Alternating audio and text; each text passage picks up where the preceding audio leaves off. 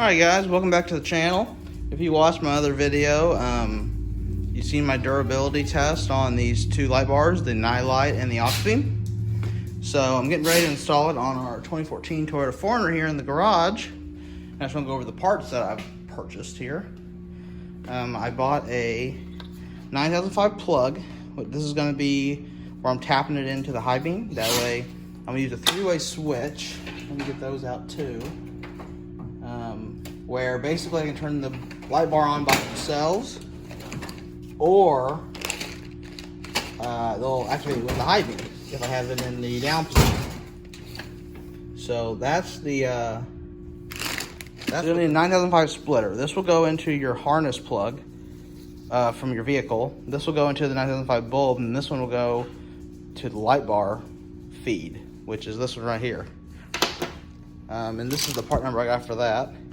You get two of them, but you only need one. Then I'm using two rigid harnesses, rigid industry harnesses. As you can see, there's one, here's two. And then I bought these Deutsch connectors, and I see I've already heat shrinked them to the bars for waterproof connections. So they'll all be plug and play. It should be great. I'm trying to find those switches for you. Let me look for those, and I'll show you what. The way this works is the middle is off. I'll put this down so I can show you. This is off. This would be up for, let's say, turn the light bar on by itself. And then this would be where it would activate with the high beams. That way you don't have to, once you hit the high beams, the bars will light up. So I'm using these on the blanks on the dash of our Toyota 4Runner. And I'll show you those when I get ready to do the wiring. But that's what I'm using. Guys, I want to show you, this is some on the 4Runner. I took off this top panel. It's just push pins on here. All you do is push those down. I think there's like 13, see here, 4, 8, 9, 10, 11, 12, 13, yeah, there's 13 of them. And once those are off, there's a 10mm bolt here.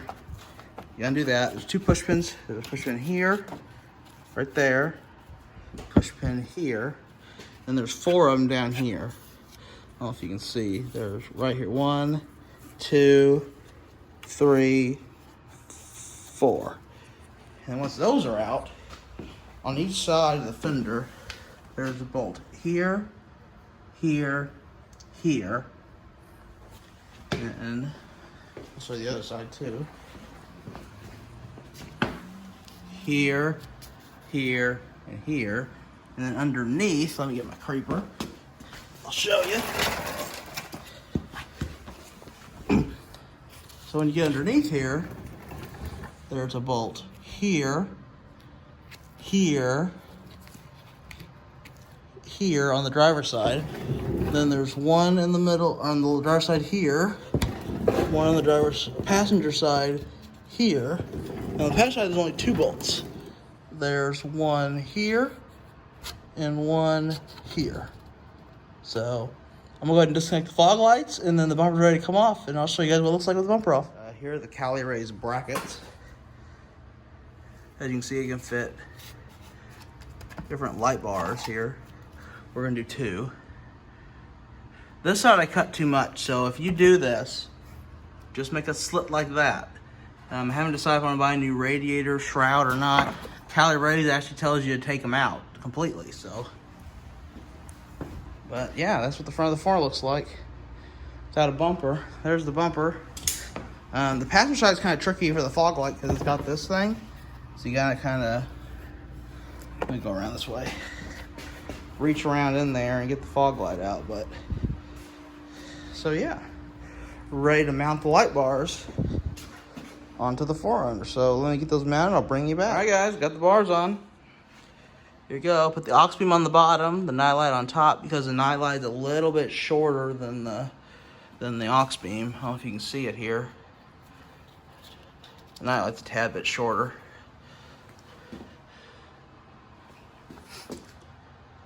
There's the bracket from CaliRaised. Everything's tight, pretty solid, as you can see. I slid these all the, there's slots here, I don't know if you can see in the bracket. I slid these all the way back, and they're not touching anything where they're at, so that's good. But here's the last shot. I'm gonna zip tie some stuff and probably put the bumper on, then run the wiring. So I'll give you an update in here in a little bit, guys. I got them on with the bumper cover. What do you think? Looks really good, I think. Gotta do the wiring still, but looks mean.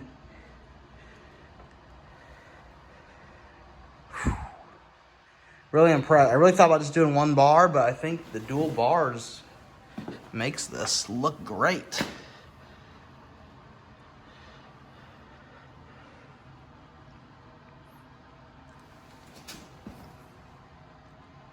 All right, guys, I'll do the wiring and then we'll maybe do a night shot.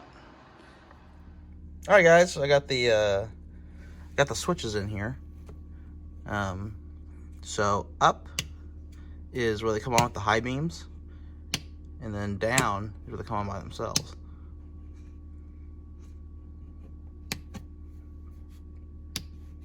So we'll have to get some night shots here and see what they look like. But there you go. I had to, so this windshield heated wipers used to be here, and I moved it. I noticed there's a little bit of a gap at the top here. I don't know if y'all can see that or not. So I may have to move this one back over here and that one back here, and they probably fit perfectly, but it looks pretty good. I'll get some night videos and then see what they look like.